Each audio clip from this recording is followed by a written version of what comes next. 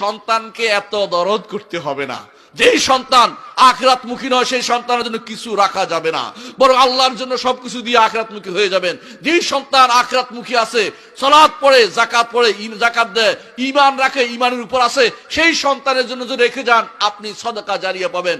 আর যে সন্তান দুনিয়াদার, দিন মানে না, শরীয়ত মানে না, আল্লাহ বিরোধী চলে, সেই সন্তানের জন্য রেখে গেলে গুনাহে জারিয়া হবে। সন্তান যদি টেলিভিশন কিনে বিশাল হারাম জিনিস দেখতে থাকে, আপনার কবরে গুনাহ যেতে থাকবে। আপনি মনে করেন না সহজে পার পেয়ে যাবেন, কারণ আপনি গুনার রাস্তা তৈরি করে দিয়েছেন।